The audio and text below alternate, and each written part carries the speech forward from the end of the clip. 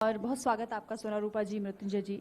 शुरुआत मृत्युंजय जी आप ही से करते हुए, क्योंकि आपका जो लिखा हुआ गीत है अवधपुरी में मंगल बाजे बहुत ज़्यादा वो लोकप्रिय हो रहा है और बहुत लोग पसंद कर रहे हैं। हम भी तब से जब से हमने सुना है उस गीत को, हम भी गुनगुना रहे हैं लगातार। उस गीत के बारे में अगर आप बता सकें, कैसे भाव मन में आ रहे थे, प्रभु श्री राम के लिए आप क्या सोच रहे थे जब ये गीत आपने लिखा, क्योंकि बहुत अद्भुत, बहुत खूबसूरत उसमें आपने शब्द लिखे हैं।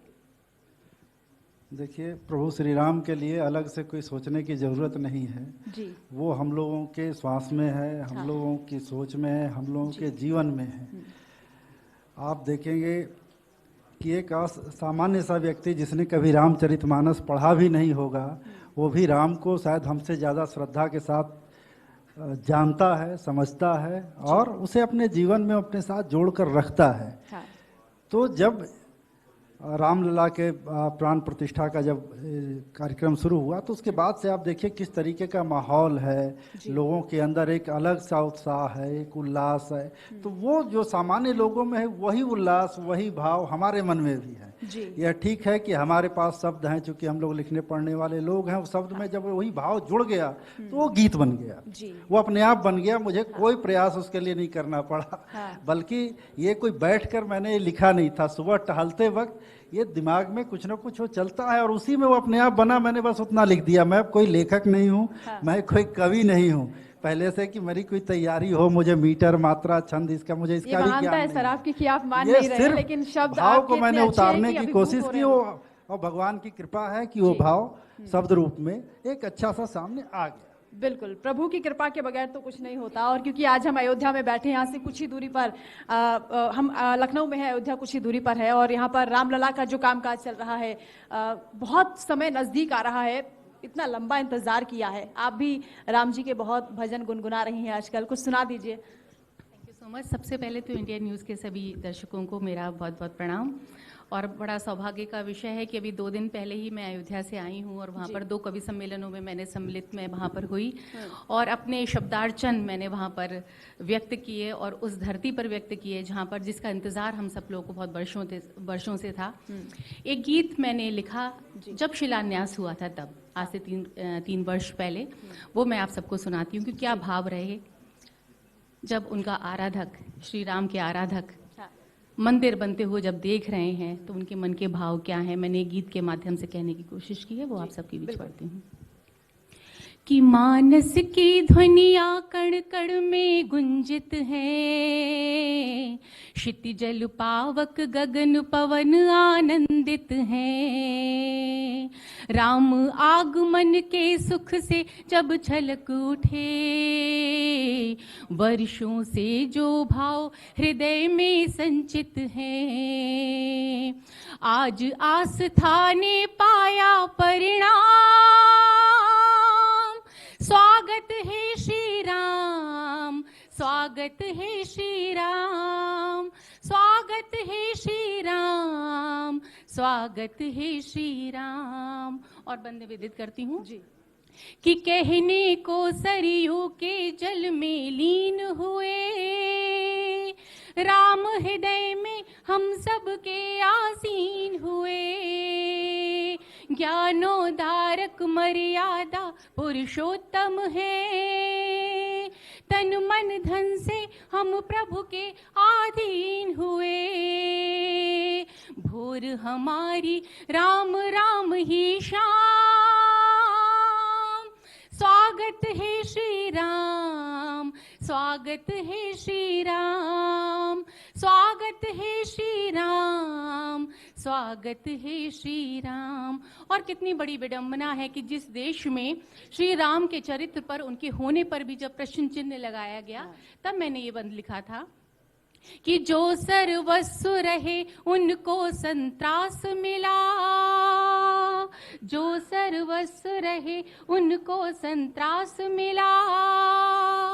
परिचय को उनके केवल आभास मिला, 5 सदी के षड्यंत्रों के चक्रों से दशरथ नंदन को फिर से वनवास मिला। किंतु आज हम जीत गए संग्राम,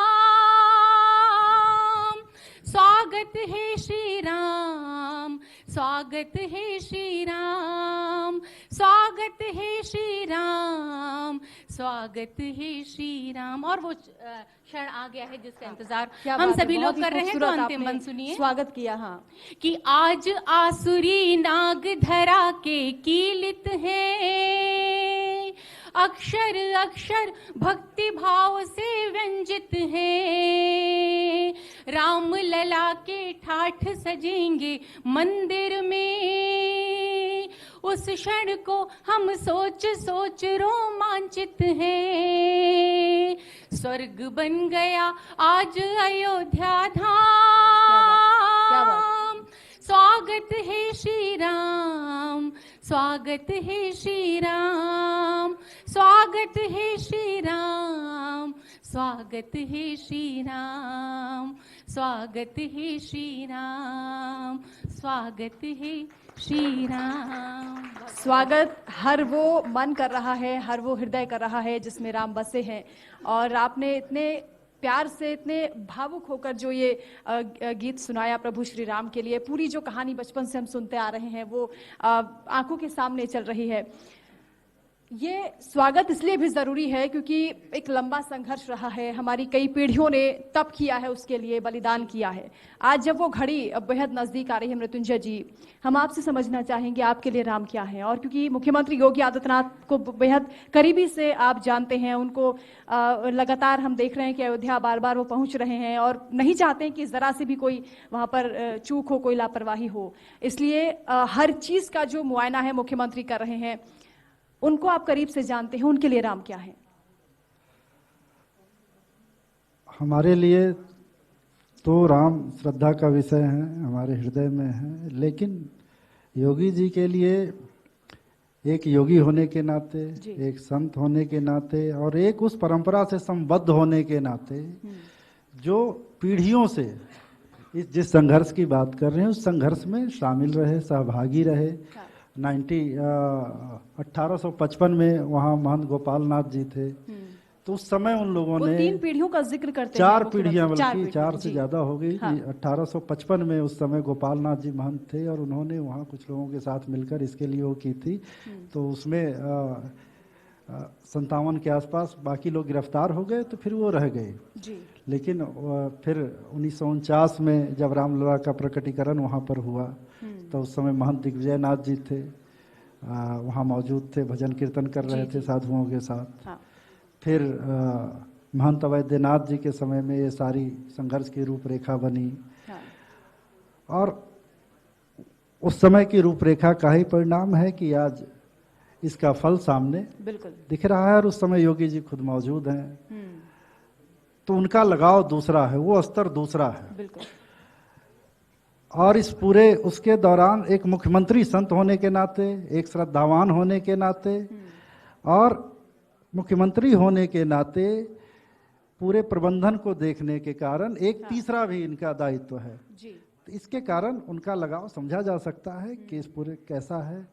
और जो अयोध्या बदले हुए रूप में आपको दिख रही है, पिछले 3 सालों के पहले जो गया होगा कोई व्यक्ति और आज जाकर देखिए तो कितना परिवर्तन दिख रहा है। तो वो उनकी लगाव, उनका जुड़ाव जी, और वो अपने को सब कुछ झोंक देने वाली जो स्थिति होती है वो आपको वहाँ दिखेगा योगी जी के। ठीक कहा आपने, क्योंकि हम भी जब अयोध्या में कुछ दिन गुजार कर आए हैं तो अयोध्या वासियों से मुलाकात होती रही।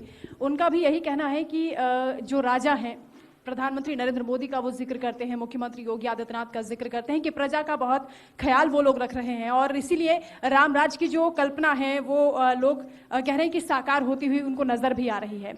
तुलसीदास जी ने पहले लिखा था उसमें कि राजा राम अवध राजधानी, यानी राजा सिर्फ राम है और अवध उनकी राजधानी है। तो आज प्राण प्रतिष्ठा जो रामलला की हो रही है, तो आप अयोध्या को देखेंगे उसी तरीके से अयोध्या आज उभर कर सामने आ रही है जैसे रामचंद्र जी की राजधानी रही होगी। ये और इस देश की एकमात्र राजधानी हो, इस तरीके से वो आध्यात्मिक राजधानी के तौर पर दिखे, ऐसे अयोध्या आज विकसित हो रही है।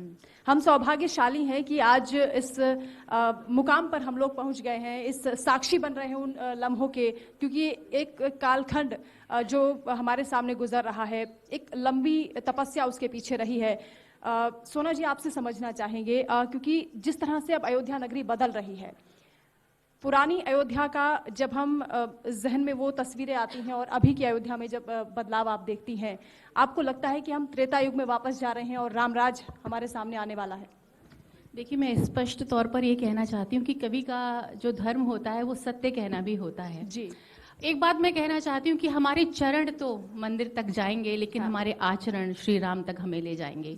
तो खाली मंदिर बनने से या इस तरह का उत्सवी माहौल बनाने से ही राम राज्य नहीं आएगा, हमें भी अपने अंदर कुछ परिवर्तन करने होंगे।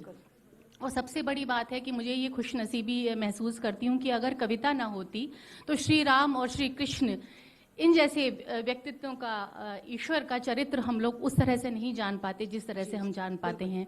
वाल्मीकि रामायण हमने पढ़ी है, मानस हमने पढ़ी है, और उसके माध्यम से हमने जाना है कि क्या थे श्री राम, क्या था उनका वैभव, क्या थी अयोध्या। तो कविता ने ये बहुत बड़ा काम किया है। जी। मैं ये कहना चाहती हूँ, एक गीत के माध्यम से मैंने अपनी बात कभी रखी थी। जी। तब मैं सोचती हूँ कि अयोध्या जो आज हम लोग देख रहे हैं, जैसा कि आपने प्रश्न किया कि त्रेता युग में हम वापस आ रहे हैं, लेकिन अगर हमारे अंदर श्री राम जैसे गुण नहीं है तो हम कभी भी त्रेता युग में नहीं जा पाएंगे। ठीक बात। ये सब चीज़ें बहुत अच्छी हैं, बहुत ओवरवेलमिंग है, हम सबको बहुत खुशी हो रही है कि हम ये सब देख पा रहे हैं बनते हुए। एक गीत की कुछ पंक्तियां मैं कहना चाहती हूँ कि न केवल राम को पूजें, बने हम राम जैसे भी। कहन है जो हमारा वो हमारा कर्म भी तो हो, सुवासित सार्थक जीवन ही जीवन मर्म भी तो हो। पिता पति पुत्र राजा शिष्य योद्धा मित्र सी अनुपम, निभाए भूमिका श्री राम सी ये धर्म भी तो हो। स्वयं श्री राम आए हम बने उस धाम जैसे भी, न केवल राम को पूजें, बने हम राम जैसे भी। अगर इस देश के परिवेश को स्वर्णिम बनाना है, निशाचर वृत्तियों के मूल को जड़ से मिटाना है, तो अपनी चेतना के भाल पर सूरज उगा करके उजाले में उसी के हर कदम आगे बढ़ाना है। न अब प्रारंभ सोचें, अब बने परिणाम जैसे भी, न केवल राम को पूजें, बने हम राम जैसे भी। और अंतिम बंद, कहीं जब ये मैं महसूस करती हूँ, ये बिल्कुल सत्य है, इससे हम झुठला नहीं सकते कि उजाला है मगर फिर भी अंधेरा क्यों नहीं मिटता, असत अन्याय हिंसा का ये दलदल क्यों नहीं पड़ता। ये कैसी चेतना जो चेतना से ही अपरिचित है, ये कैसी चेतना जो चेतना से ही अपरिचित है। बिना कोशिश किए पत्थर तो क्या कंकड़ नहीं हटता। मिले हर प्रश्न को हल अब सुबह या शाम जैसे भी, न केवल राम को पूजें, बने हम राम जैसे। बिल्कुल सही कहा आपने। राम जी के आचरण को भी धारण करना एक कह सकते हैं कि लोगों के लिए बहुत मुश्किल होता है। बचपन से सीखते हम आ रहे हैं, लेकिन अभी भी रिश्तों में जो खटास हम देखते हैं मृत्युंजय जी, राम जी की जो पूरी कहानी है उसको हम देखते हैं, हालांकि वो जीवंत है। और आज की परिदृश्य में अगर हम देखें तो रिश्ते किस तरह से खराब हो रहे हैं। भाई भाई के प्रेम की जो कहानी हम देखते हैं, चारों भाइयों में, राम और भरत में खास तौर से, कैसे सब कुछ उन्होंने ठुकरा दिया और उनकी चरण पादुका से उन्होंने अपना रामराज आगे चलाया, और अपनी माँ से भी वो नाराज हुए उनके लिए। आज के परिदृश्य में आपको लगता है कि लोगों को इस बात को समझना चाहिए, राम जी के आचरण को धारण करने के साथ उन रिश्तों की भी समझ होनी चाहिए? देखिए, राम जी सिर्फ भाई के तौर पर नहीं, जब भी मर्यादा पुरुषोत्तम उन्हें इसलिए कहा गया है क्योंकि वो हर रिश्ते में वो सर्वोच्च उदाहरण देते हैं। बिल्कुल। आप एक पुत्र के तौर पर राम को देखें, आप एक भाई के तौर पर राम को देखें, एक राजा के तौर पर राम को देखें, एक भक्त वत्सल के तौर पर राम को देखें, तो वो अपने हर रिश्ते को उन्होंने इतनी ऊंचाई, इतनी मर्यादा के साथ दी है कि इसीलिए उसको मर्यादा पुरुषोत्तम कहा गया है। आप जिस रिश्ते में उनको देखना चाहेंगे, जिस भाव में देखना चाहेंगे, वो सर्वोत्तम स्थिति आपको राम में दिखेगी। इसलिए जब ये कह रही है सोना रूपा जी कि राम के आचरण को उतारना होगा, उसके लिए कुछ करने की जरूरत नहीं है। राम को आप उतारेंगे, सिर्फ उनके भाव को अपने अंदर अगर लाएंगे तो आचरण अपने आप आपका उसके अनुरूप होता चला जाएगा। ऐसा संतों का कहना है, ऐसा मनीषियों का कहना है। हाँ। मुझे भी ऐसा ही लगता है कि जिसके बारे में आप सोचते हैं, जिस भाव में आप रहते हैं, आपका व्यक्तित्व, आपका कृतित्व उसी की तरह होता चला जाता है। अगर आपका गुरु ऐसा है तो आप में वो गुण दिखेंगे। आप अगर बतौर पत्रकार किसी को फॉलो करती होंगी तो ज़्यादा धीरे धीरे आपका व्यक्तित्व, आपका आचरण उसी तरीके से होता चला जाएगा। तो राम को अगर आप सिर्फ उनको अपने उसमें भाव में रखेंगी, कोई रखेगा तो उसका धीरे धीरे धीरे धीरे उसके गुणों पर, उसके आचरण पर उसका प्रभाव निश्चित तौर पे पड़ेगा। और जो माहौल बन रहा है तो इसका असर सब पर कम या अधिक वो पड़ रहा है और पड़ेगा। और इसका असर आप पूरे उस पर देखेंगे, देश पर देखेंगे, समाज पर देखेंगे। मुझे लगता है इतना बड़ा उत्सव ये हो रहा है कि इससे प्रभाव से कोई अछूता इस देश में नहीं रहेगा। बिल्कुल सही कहा आपने। राम सिर्फ नाम नहीं है, राम इस देश के आधार हैं। क्योंकि जब हम अभिनंदन करते हैं, प्रणाम करते हैं तो राम राम कहा जाता है और जीवन से लेकर मृत्यु तक राम राम का ही जिक्र होता है। बहुत बिल्कुल सही कहा आपने। हर किसी भी भाव में आप जाएंगे तो वहाँ राम आपको मौजूद मिलेंगे। व्यक्त में मिलेंगे, अव्यक्त में मिलेंगे, द्वैत में मिलेंगे, अद्वैत में मिलेंगे। आप साकार, निराकार, निर्गुण, सगुण हर भाव में राम मौजूद हैं। कबीर में भी हैं, तुलसी में भी हैं, गांव के छोटे से मंदिर में भी हैं। बिल्कुल बिल्कुल सही कहा आपने। मुख पर सबके राम हैं, हृदय में भी वास होना चाहिए। इन्हीं शुभकामनाओं के साथ बहुत शुक्रिया धन्यवाद हमारे साथ जुड़ने के लिए। और एक बार फिर से आपको शुभकामनाएं। अवधपुरी में मंगल बाजे बहुत ज्यादा लोकप्रिय हो रहा है और हम उम्मीद करेंगे कि इस भजन को आप सभी लोग जरूर सुने, क्योंकि बहुत खूबसूरत लिखा है आपने। बहुत शुभकामनाएं और सोना जी बहुत बहुत शुक्रिया। बहुत बहुत